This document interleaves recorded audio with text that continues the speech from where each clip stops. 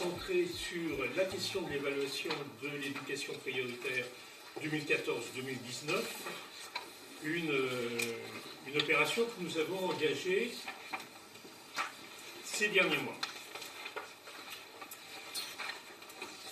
Cette journée se situe donc dans la continuité de ce que nous avons présenté en novembre à la rencontre publique et puis au séminaire du 9 février qui a eu lieu ici. En novembre, nous nous posions la question quel avenir pour l'éducation prioritaire, parce que nous étions dans une période où cette politique était particulièrement sur la sellette. Rappelez-vous le rapport de la Cour des comptes, le deuxième rapport d'ailleurs qui était consacré à l'éducation prioritaire, qui finalement s'est avéré beaucoup moins critique que le premier et qui soulignait, et c'est quelque chose de très important à retenir, que la politique d'éducation prioritaire était la seule politique scolaire qui lutte pour l'équité et l'égalité. Rapport de la Cour des comptes. Nous avions, dans le même contexte, le rapport du CNESCO sur les inégalités territoriales à Paris. Je passe parce que très souvent les commentaires qui tournent autour de ce que disait la directrice du CNESCO ciblaient l'éducation prioritaire sans fondement scientifique. Mais également, il y avait le lancement de la mission Azéma Mathieu sur les politiques territoriales. Alors, je rappelle aussi que nous avons été les premiers à être reçus par Azéma et Mathieu et que nous avons affirmé avec force que s'il y avait des spécificités à prendre en compte dans la ruralité, s'il y avait des spécificités à prendre en compte dans l'outre-mer, d'aucune façon, il fallait s'orienter vers une espèce de patchwork politique où on mélange, sous le titre politique territoriale, l'éducation prioritaire, l'outre-mer et la ruralité. Avons-nous été entendus? L'avenir le dira.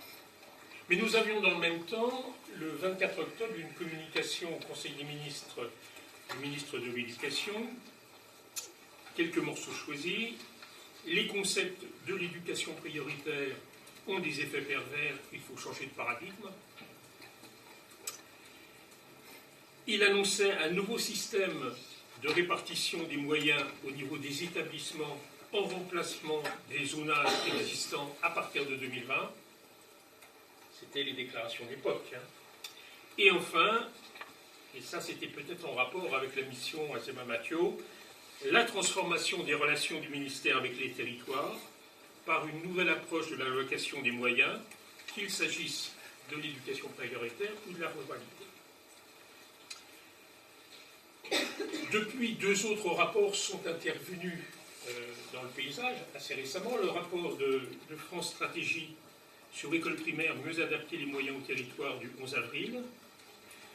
On ne va pas le reprendre ici pour s'exprimer, mais signalons quand même que cette note reconnaît le travail fait dans l'élaboration de la nouvelle carte de l'éducation prioritaire et souligne, et c'est important, qu'il ne peut y avoir d'éducation prioritaire sans les perspectives de travail tracées par le référentiel. Ce n'est pas du tout accessoire que France Stratégie mette le projecteur sur cet aspect. On aurait pu l'attendre de la part du ministre, mais bon, on va dire France Stratégie. Enfin, la présentation, le 2 mai, du dispositif interministériel des cités éducatives, qui concerne bien sûr l'éducation prioritaire, sur lequel nous reviendrons cet après-midi. Tout ceci, et vous savez aussi bien que moi, intervient dans un contexte de tous ces derniers mois, un contexte général, politique, où les questions des inégalités sociales, des inégalités territoriales, d'aspiration à un exercice réel de la citoyenneté sont sur le devant et restent sur le devant. Et donc interpellent nécessairement l'école publique, et interpellent nécessairement toute politique de remédiation aux inégalités. Et dans le même cadre, on ne peut que souligner le climat de défiance, de suspicion vis-à-vis des professionnels de l'éducation, vis-à-vis de cadres de l'éducation également, qui ne nous semble pas, nous, de notre point de vue d'association indépendante, favorable à une bonne transformation démocratique de l'école. Autant donc de raisons qui nous renforcent dans notre idée qu'il faut évaluer une politique publique. C'est un exercice professionnel et c'est un exercice citoyen. C'est un exercice aussi d'éducateur. Il faut évaluer une politique publique, et notamment celle de l'éducation prioritaire sur la période 2014-2019. En effet, ce que nous avons appris, nous, associations qui existons depuis 1990, de l'histoire, c'est que, justement, l'histoire de l'éducation prioritaire n'est pas linéaire. Et l'histoire, de façon générale, ne va pas nécessairement et inéluctablement vers la raison, le progrès, l'émancipation. Sinon, ça se saurait. Sinon, ça se saurait. Et donc, si on fait un bref rappel de l'histoire récente de l'éducation prioritaire, qu'est-ce qu'on constate? Je fais souvent cet exercice parce que on a l'impression que l'histoire nous file entre les doigts, mais nous sommes en 2019, où on a fait l'éducation prioritaire, par exemple, il y a 15 ans. 2004.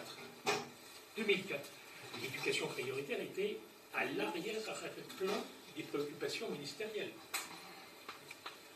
Le travail qui avait été engagé à partir du rapport des inspecteurs généraux Moisan et Simon en 1997, la mobilisation des seules assises nationales de l'éducation prioritaire à Rouen en juin 1998, puis la relance de 1999, n'était plus du tout dans les préoccupations ministérielles. Plus du tout. Sur la période 2004-2005, avec la loi pour l'école de François Fillon, on voyait se mettre en place quand même l'objectif d'une école plus centrée sur les réalisations individuelles, le parcours individuel. Qu'est-ce qui a fait que l'éducation prioritaire a ressurgi? C'est un phénomène extérieur à l'école. Les émeutes de banlieue, novembre 2005, tout simplement. Et voilà. Alors, quelques mots sur la journée. Au mois de février, nous avions donné la parole à notre collègue coréenne.